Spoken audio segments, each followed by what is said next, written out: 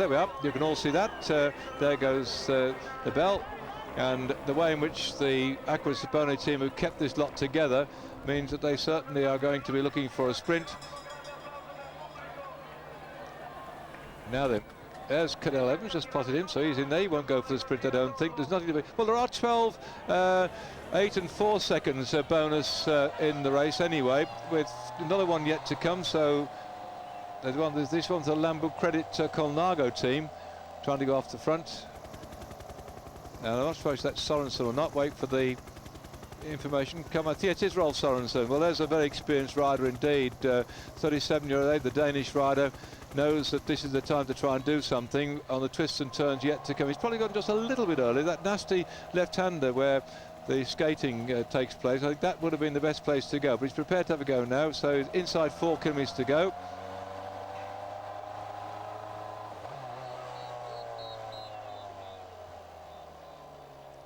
So that situation then, as he works his way around the nasty twisty parts here, can he stay away from the rest of the pack?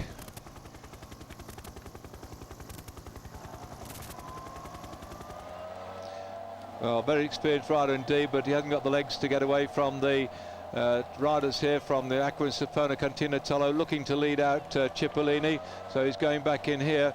And behind then we'll watch Stratzer then trying to come through. He's got the yellow and green shorts for the Phonak team, and hidden behind his racing cape will be the magenta colours as leading on the points competition.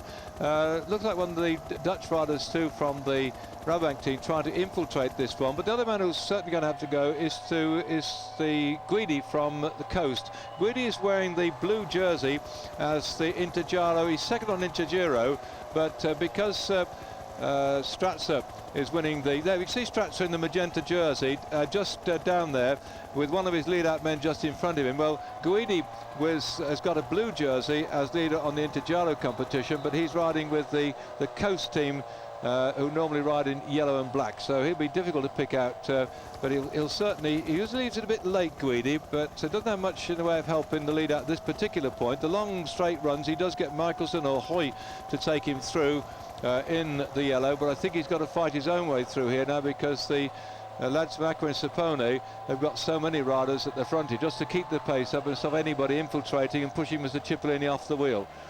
So Cipollini will be enjoying every moment of this. Woof, down there, by the way, oh, in fact, they have been infiltrated by the Phonak team, trying to set it up then.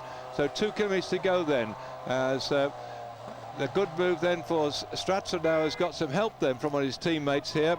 And round the nasty slippy bits they go. He's peeled off the front. He's gone a bit too fast then round there, the Phonak rider, and he's lost a bit of ground. And so again, the bike handling of these lads from Aqua Sapone is absolutely brilliant.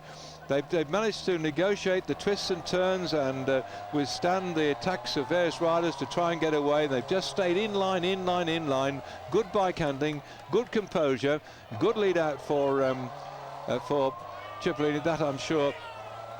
But who's going to be in there? Oops, in fact, they want the motorcycle out the way, and I don't blame them either, because the rider and the motorbike is doing his best to bring you the pictures, but he is beginning to get in the way a bit now of the rest of the action. So I'm sure they want him out the way, and the string now is set up then for the run in towards the finish.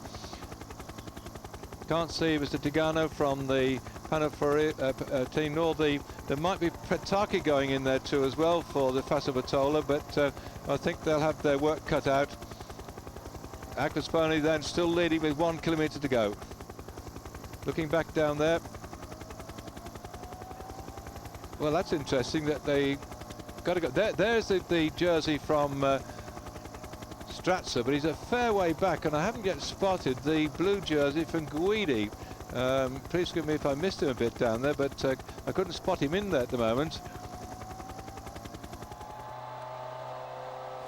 Well, the last man to go on the front, as ever, is Lombardi.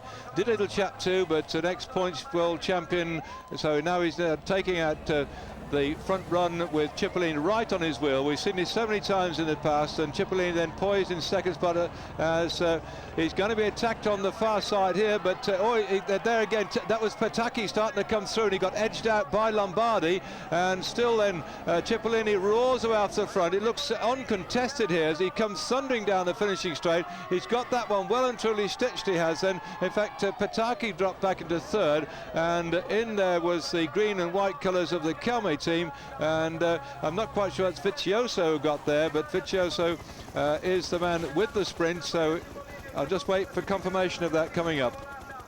Confirmation coming up.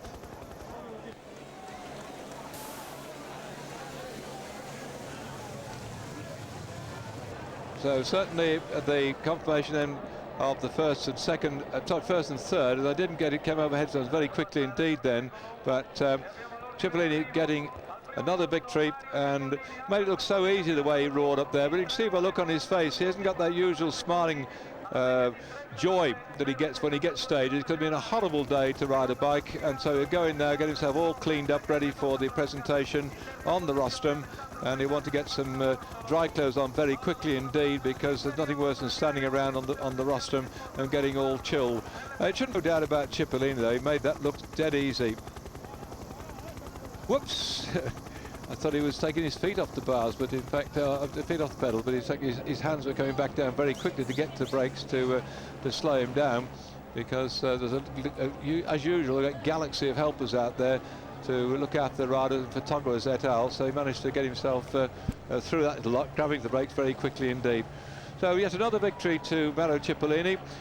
That was a surprise, wasn't it? We all expected that one, and on a day like today, what a shame it was that other riders couldn't really compete. It was just such nasty conditions, and his team kept the speed up, but Cipollini still, as ever, romping away up front. What's going to stop this bloke? I mean, there's no doubt about it when you think that here he is still winning stages like that with such great confidence, and he's 35 years of age. He hasn't lost his delights of the cycling sport either. He just loves racing.